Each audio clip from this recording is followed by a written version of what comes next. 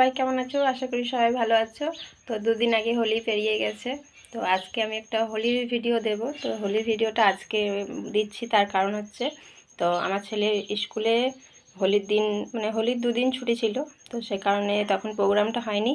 প্রোগ্রামটা আজকে সোমবারে প্রোগ্রামটা হবে।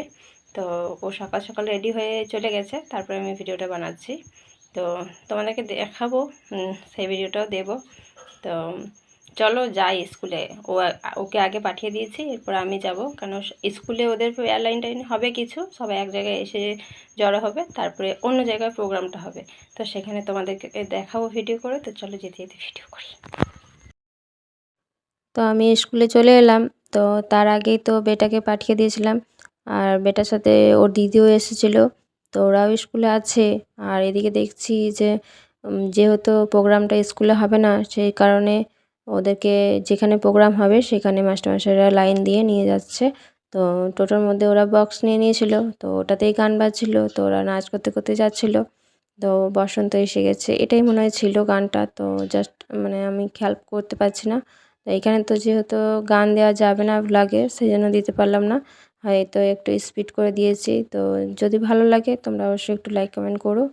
আর মানে আমাদের এই স্কুলে আগেও হয়েছে হোলি খেলা, তো সেটা স্কুলের মধ্যেই ছিল। তো এবছরই একটু স্কুল থেকে আর একটু দূরে আমাদের গ্রামের ভিতরেই তো একটা ক্লাব আছে, ক্লাবের ফাঁকা একটা মাঠ আছে সামনেটা, ওই ফাঁকা গ্রাউন্ডেই প্রোগ্রামটা হবে।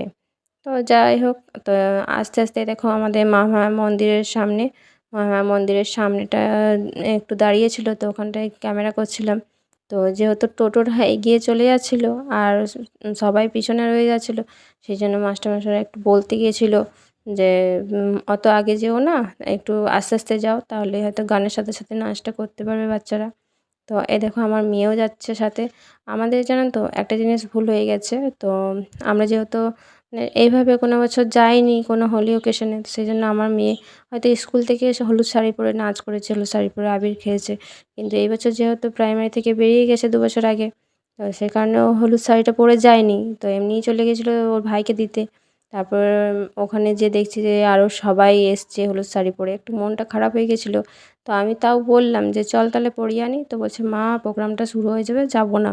তো আর এদিকে আমারও ভুল হয়ে গেছে, আমিও ফার্স্ট টাইম এই প্রোগ্রামে গেছি, হলুদ শাড়ি পরে যাইনি।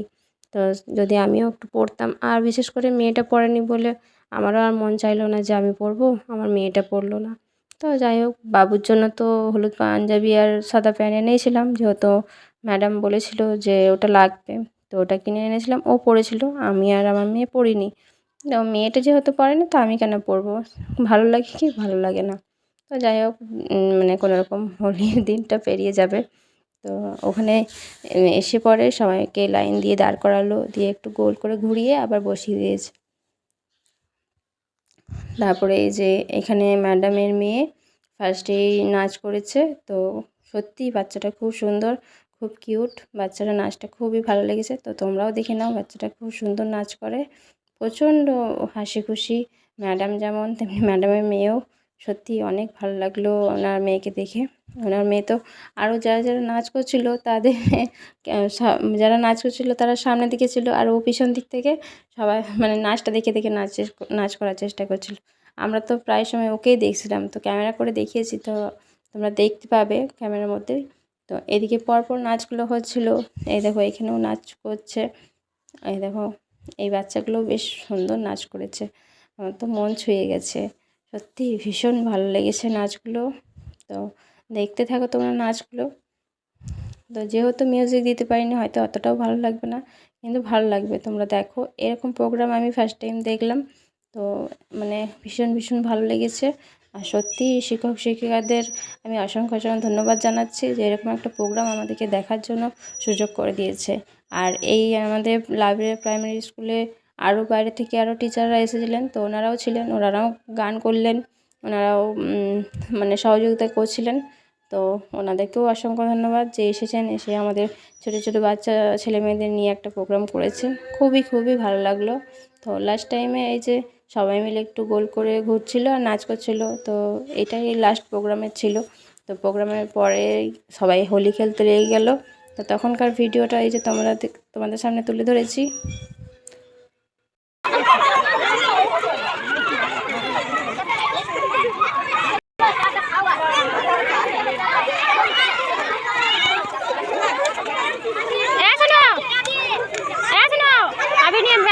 স্যারদের বাইরে গেছে দিয়ে দিয়েছি আমাকে মাকে ধরে দিচ্ছি।